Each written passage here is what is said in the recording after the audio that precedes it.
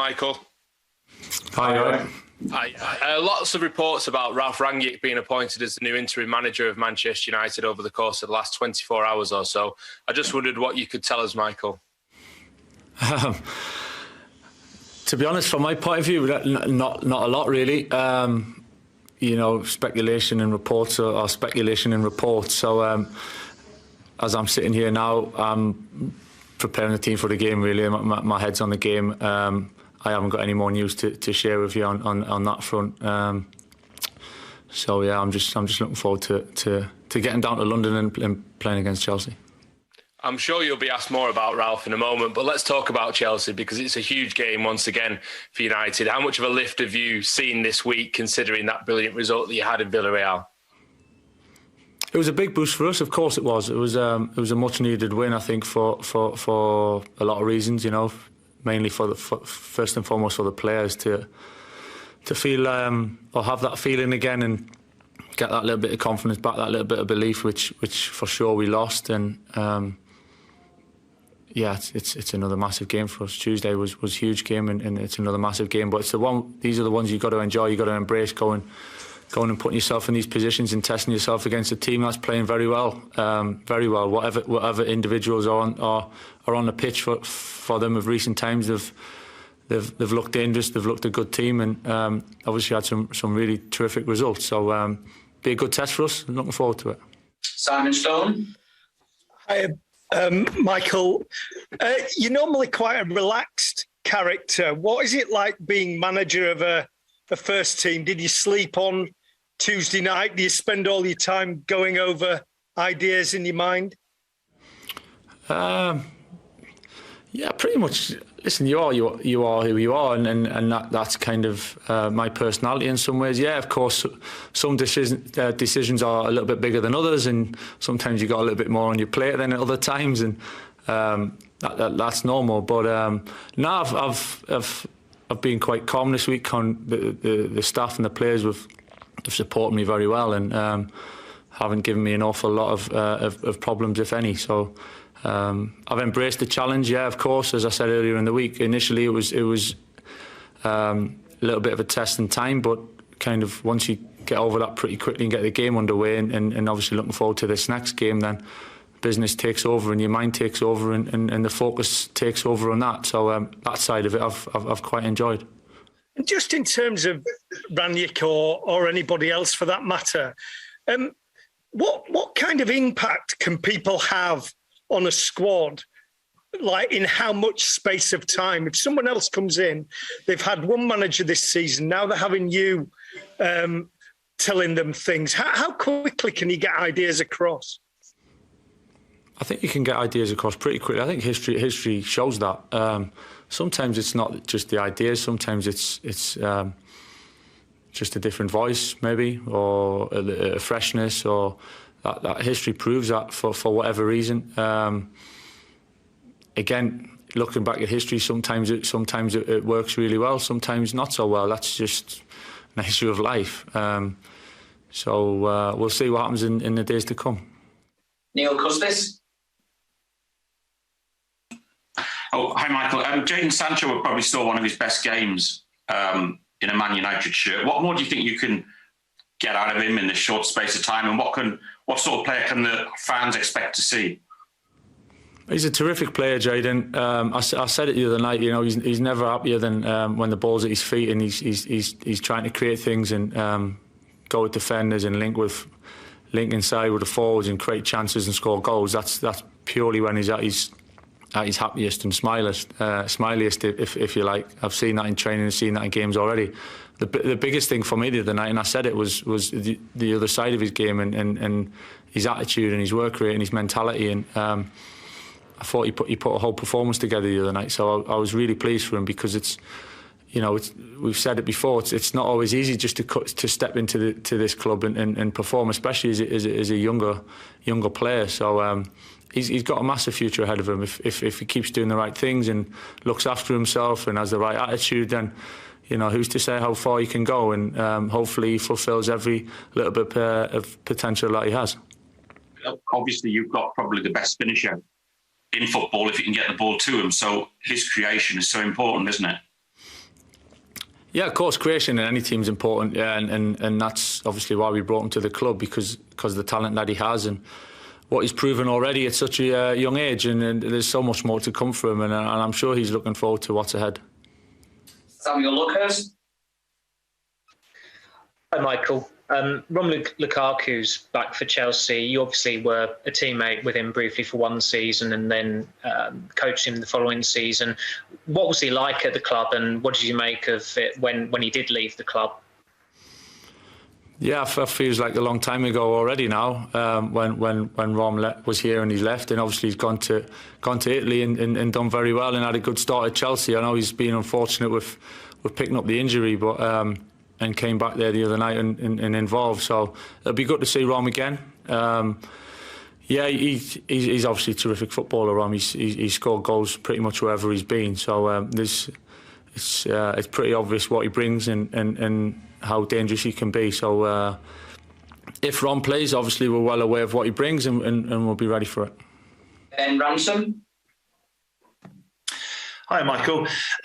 Given the names, and in particular one that's been linked with the interim job, there's been a lot of talk about how your players might adapt to a high-pressing style of play.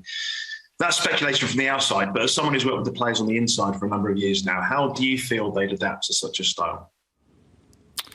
Listen, there's a lot of different styles in football, and there's a good group of players here, so whoever comes in and whatever style is implemented, I'm sure they can adapt. There's some real talent, some real good people, good human beings within the squad, and yeah, I'm sure they look forward to what's ahead. Paul Hurst. Hi, Michael. Appreciate, obviously, it's kind of a fluid situation at the moment, but is the plan moving forward for the rest of the season for you, Kieran McKenna, Mike Phelan, to be involved with the new interim coach until the end of the season? I think, as you can appreciate, this week's been quite busy already, and again, as I said before, really, I haven't really had time to think. I haven't given it much thought. I think my focus has been on preparing the team as best as I can. You know, it's a huge responsibility that I have personally at the moment to do that, and I'm giving everything I can for that. And anything after Sunday is not in my thoughts at the moment. Ian Parker. Hi, Michael. I just wanted to ask if there are any sort of team news updates, sort of Luke Shaw or anything, any updates on situations with those players, please? Yeah, we got 2 or 3 different little issues that we're kind of waiting to see how the boys come through. Yeah, of course, it's never ideal. You want a full squad to pick from and a full quarter of players, but there is 1 or 2 that we're kind of waiting on, and Luke took a bang on the head. Obviously, was concussed 2 or 3 weeks ago and took a bang against Watford. So we're assessing him during the week, and we'll make a call on how he is. Fred took a knock the other night and twisted his ankle, which he managed to carry on, which was pretty incredible, to be honest, and seeing the game out, and ended up playing a big part in winning the game for us. So we'll have to see how that settles down. So there's 1 or 2 others as well, but we'll be strong tomorrow, travelling down there with the squad that we have, whoever it is, and look forward to the game. Jamie Jackson. Hi, Michael. You were obviously a very, very good midfielder. Donny van der Beek, you picked him the other day. Where do you see his best position? Is he a number 6, a number 8, or number 10? Because it has been a little bit of a puzzle why he couldn't get really in the team until, you selected him the other day. So I just wondered what your opinion was of him, as a player in his best position. I think Donny's one of those players because he's so flexible. He can play different positions. He's done the same at Ajax before he came here, so I think he's used to that. He's done that for Holland as well, and variety can be a real strength. So we've got ideas obviously where we think Donny's most suited, but as I said, actually he's so flexible and so adaptable that the 2 or 3 positions in and around midfield. He even played, you could argue, a false 9 for Ajax at times when they had the Champions League run and ended up getting beat off Tottenham. So, of course we've got ideas with it, but I think being so flexible is a real strength and credit to what you can bring to the team. Per Carlson. Hi, Michael. Thank you for your time. There's obviously talk about the new manager coming in at one point, but I was just wondering how good of a starting point will the foundation that Ole Gunnar Solskjaer has built within Man United give a new manager, and also what did it give you? Yeah, I think that's one of the biggest things. I think in Ollie's time as manager here, I think over time, creating and building on the environment and the kind of the backroom staff and the culture within the group that obviously people don't see day to day, and it's not obvious to the eye. But I think you could see that over time that we, certainly as a team, we were improving. We had a good end and finished well last season, and once results start going, it went pretty quickly in terms of losing games which is a shame, because I think that everything else can kind of get overshadowed and lost by that, but it's still there, and the culture's still there. And this week, as I said, the backroom staff and the environment that Ollie had such a huge part in building has helped me an awful lot this week. So whatever happens next, it's there for sure, and it's a great starting point. Laurie Whitwell. Hi, Michael. I just wondered how much you're being kept in the loop on the manager hunt, and it sounds like it's going to be an experienced European manager. How much is that positive for you to potentially learn off them, but also for your abilities in terms of what you've already brought at Carrington and knowing the players? Important for you to stay that continuity and help them as well. Yeah, for me, if it's to be sitting here talking about too far ahead for me, really, my thoughts are about the game on Sunday. It has to be honest, coming in this week and having a real kind of laser focus on two games and the challenge that faces not just me but us as a group. I can't get distracted by anything else for now, for this week for sure, and anything else will take care of itself in the coming days and weeks ahead. We'll go to the last two. The first for Michael Gray and the last one for Andy Mitten. Hi, Michael. Jadon Sancho probably had his best game in midweek against Villarreal. Was that something that you said to him about being more positive, or has it just taken him the time to basically settle into the new football club, and moving forward, is that the Jadon Sancho that we'll hope to see every single week?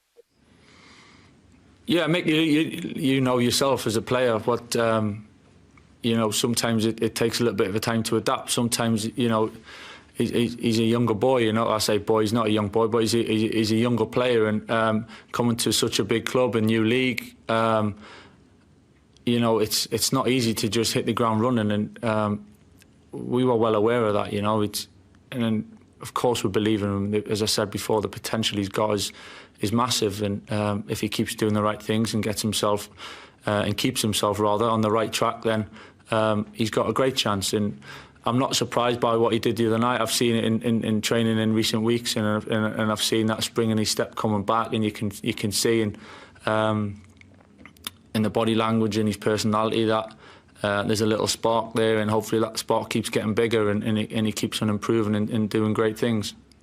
Last one for Andy Mitten. Hi, Michael. What do you think of Thomas Tuchel's Chelsea, the style of football they play? What did he do well? And also, you touched on Fred. That's a position you know well. He was involved in both the goals the other night. How's he developing? What's your relationship with him on the training ground? Well, firstly, about the Chelsea, you got to be hugely impressed by the way they go about things. Obviously, watch quite a bit of them, and super intense. Well organised.